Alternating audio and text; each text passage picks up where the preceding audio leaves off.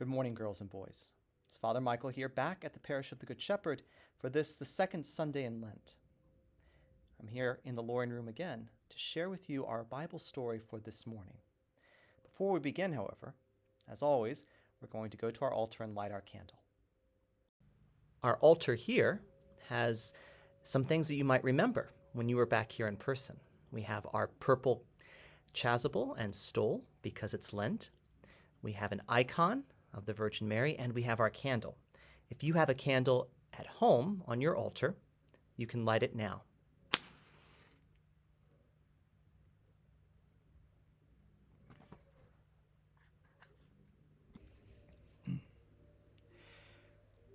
This morning, we're going to hear the story of the great family, that is, of Abraham and Sarah.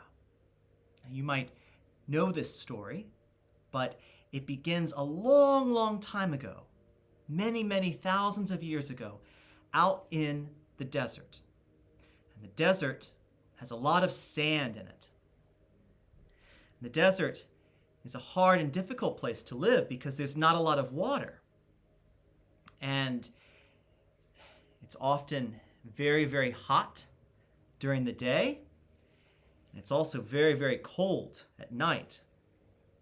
And the wind blows through the desert often and moves the sand around. So it's very difficult to remember where you are, because if you make any tracks in the desert, they can be blown away. A long, long time ago, there was a man, and his name was Abram. Here's Abram. And he had a wife named Sarai. Here's Sarai. And they were a very, very holy couple. They loved God very much, and God loved them and came very, very close to them, to be right there next to them. They believed in God, and God led them out into the desert, away from peoples and away from cities, and Abram and Sarai traveled through the desert for a long, long time. And every time they would travel, they would set up a camp and rest for the night. And God led them through the desert, many, many different places. And every time that they would stop and set up a tent, they would give thanks to God for leading them. Until one day, they came to a place called Hebron. And in Hebron, there was a place with oak trees called Mamre. And they knew that this is exactly where God wanted them to be. And so they set up a tent. And this is where they stayed, in Mamre, in Hebron. And one night, God told Abraham to go out into the desert alone.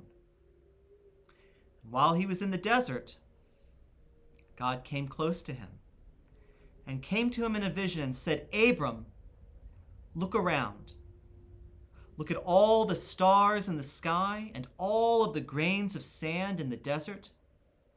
I will make you a father of a great number of people. You will have descendants that outnumber the stars of the sky or the grains of the sand in the desert. Now, Abram thought that this was very, very silly because Abram was really, really old. At this point, he was 99 years old, which is very old, too old for children. But God said, no, because you have been faithful to me, I will be faithful to you. And I want you to change your name from Abram to Abraham. And your wife, Sarai, will become Sarah. And this is the beginning of their story. Abraham and Sarai. This is the story that we hear in our scriptures this morning, and it's part of a much longer story for Abraham and Sarah. They eventually have a son.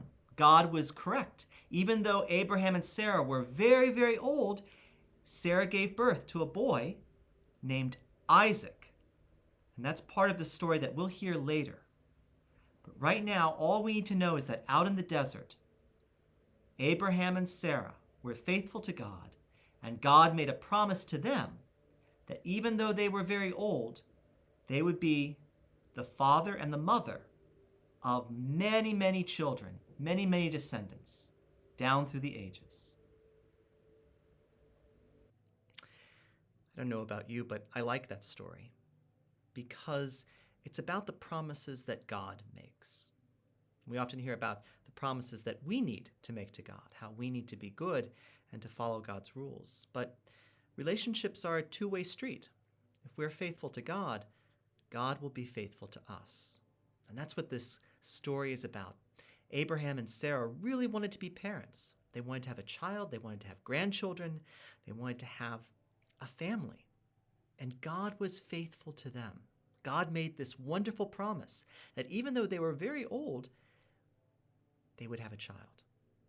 And that would be a sign not only of God's power, that he can make an old couple be fertile and have a child, but also a sign of God's faithfulness, of God's promise to Abraham and Sarah. Abraham and Sarah changing their name from Abram and Sarai was one way in which they proved that they were faithful to God. They made this change to show that they trusted that God would deliver on God's promise. I wonder, how has God been faithful to you? Now, this is a very big question because oftentimes we don't even think about how God is faithful to us. But what we might imagine in answering this is thinking about all of our blessings. What are all the things in your life that are good, that are great? Your parents, your siblings, your pets? Maybe the weather outside, if it's a beautiful sunny day. That could be a blessing. What are all the things in your life that you give thanks for? And how can this be a sign for you that God has been good and gracious to you? God always loves us and supports us all the time. We just need to be aware, to have open eyes and open ears, to see and to hear all those ways in which God is being good to us. Thank you so much for joining us here at Good Shepherd on the second Sunday in Lent.